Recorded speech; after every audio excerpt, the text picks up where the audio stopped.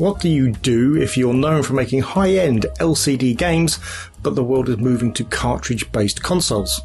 Well, if you're Entex in the 1980s, you look for a compromise.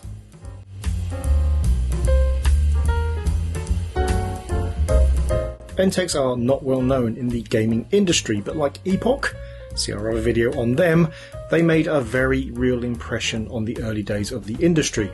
Entex was founded in 1970 in the USA by George Anthony Close, who went by Tony, Nicholas Carlozzi, and later Nick Underhill. The name was formed by taking the N from Nicholas and the T from Tony and then adding an X. The resulting name, NTX, sounded like Entex when sounded out. The company did quite well making toys, including model kits and the Lego-like lock blocks, but they were also known for making very good handheld games using vacuum fluorescent displays and later LED and LCD. Entex's games were so good they were often hailed as high-end, and the company even used the tagline, "Games for the discriminating player." Whilst you may not know Entex's name, if you owned a handheld game like one of the versions of Pacman or some of the Space Invader-like clones, then there's a chance you played a game made by Entex, probably rebadged by some other manufacturer. But with the rise of cartridge gaming, Entex realised the days of the single game handheld were numbered, and they decided to make their first cartridge-based machine. The Select-a-game was released in 1981, and based on the vacuum fluorescent display technology they'd perfected in their other machines. In fact, most of the cartridges were based on the circuitry from those single game machines. Entex only released 6 titles for the Select-a-game: Space Invader 2, Basketball 3, Football 4, Pinball, and Pacman 2. Battleship and Turtles were announced but never released. Pacman got Entex in trouble because they didn't in fact have a license to release it. They produced a handheld version, but since that time Coleco had picked up all home rights for it and they sued. Because of this, the game was pulled from the shelves and is the rarest game on the system. Entex only supported the Select-a-game for a year before moving on to the even rarer Adventure Vision. But neither of these machines met with the success needed, and Entex shut up shop not long after the Adventure Vision's release. Right, well, that's the history, so let's take a little look at the machine. Right, now it looks a fair amount like one of those old handheld style games you probably remember as a child. It's got 2 sets of controls, so you can have 2 players.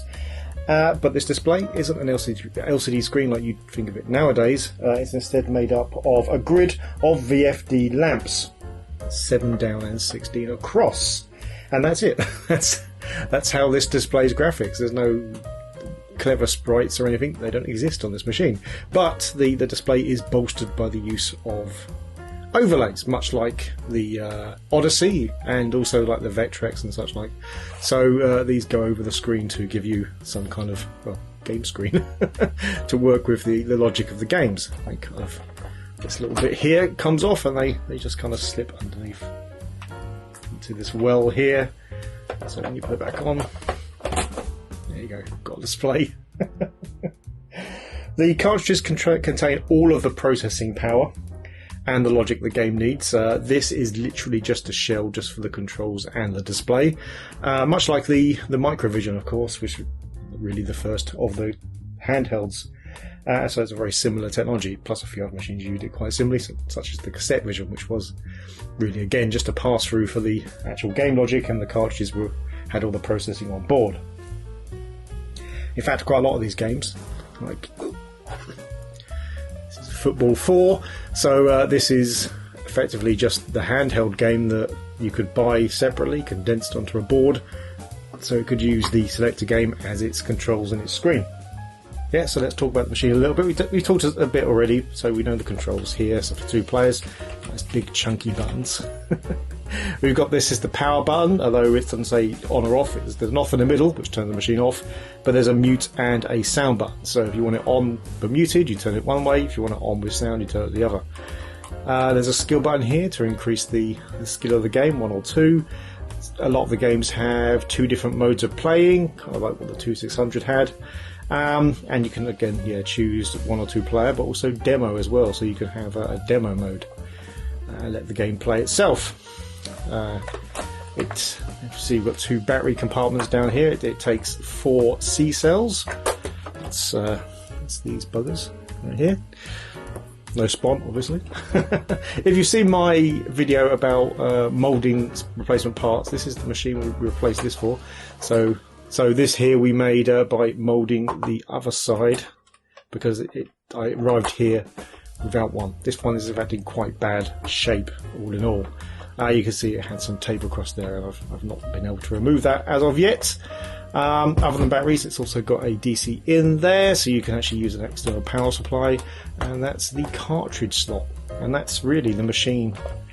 It's a handheld machine, doesn't need too much going on. It's good. Well, these are the cartridges, as I said. You see, they're quite neat little thing, considering in fact they've got so much processing power inside them. Quite nice designs as well. I quite like those. This is the only boxed game I own, which is of course the slightly rarer Pacman cartridge. Not so rare you can't get it. I managed to buy this on a Buy It Now auction. It wasn't particularly expensive either. So we can look inside that. See the Pacman cartridge. Get a small book with the weird Pacman symbol on it, which just tells you the basic how to use the machine, really. And of course you get the overlay. This one's a little bit wrecked because the backing layer, because of age, fused onto it. So that's a shame, but it's still usable, so that's absolutely fine. And we'll see that a bit later. There you go. You're probably returning here as after a jump cut, because I didn't want to show you me wrestling with this box. Right, well, in terms of those games, obviously we're not going to be able to record output in the same way we normally do, because there really isn't output in the same way we normally think of it. So we're going to have to try and record the screen. It should be actually slightly easier than with an LCD screen, because those vacuum fluorescent displays are quite bright. The key will be trying to get as little reflections on there as possible, so we'll try and get the camera like almost directly over it if we can, and try and play a few of the games to show you, and then we'll wrap up. See you in a bit. Okay, so here we are. We've got Space Invaders 2 in, and you can kind of see that number going up, so somehow we start this. Oh, there we go. And that's Space Invaders. So we use these buttons to go left and right. I mean, it's impressive, really, when you consider. Oh, they hit me.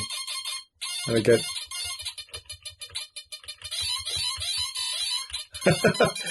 I mean, it is Space Invaders.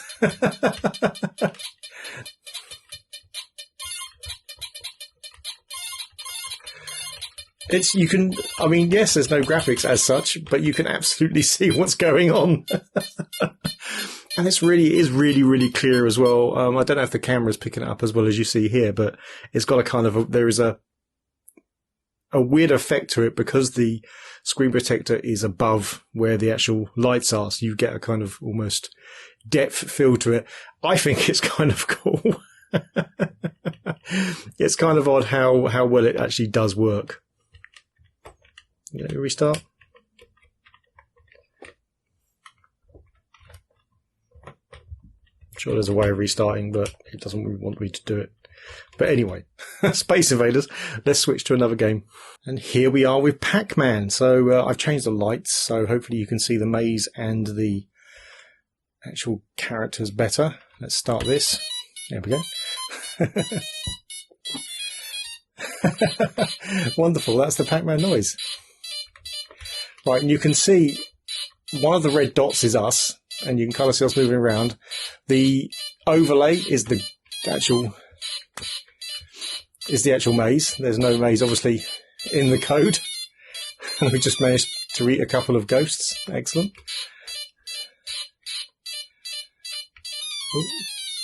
Oh, and we've got eating ourselves. Okay. It's okay. It's not going to be any of the computer versions of it, maybe, but it's not terrible. With the technology they had, they really did manage to make a version of Pacman, and the music at the beginning was brilliant. Oh, and that's us dead. I think this is such a charming machine. It's just a wonderful example of a company using the technology they had at hand to actually get the job done. It's just brilliant. I think these are wonderful little machines.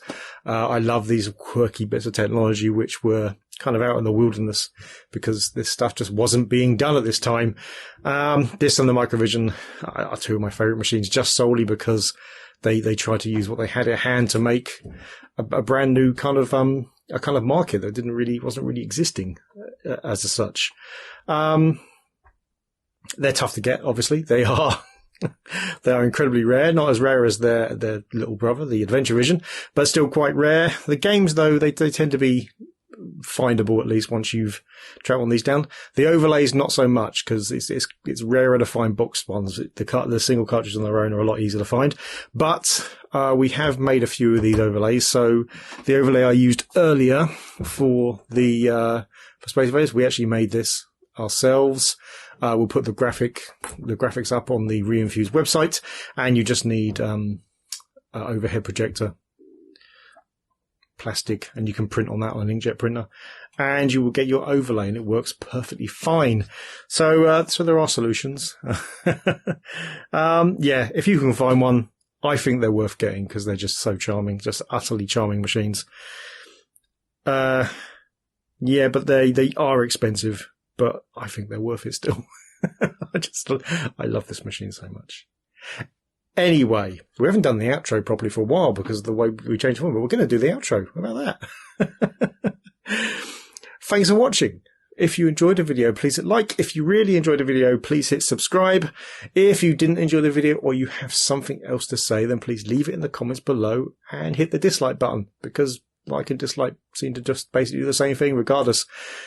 But anyway, thanks for watching.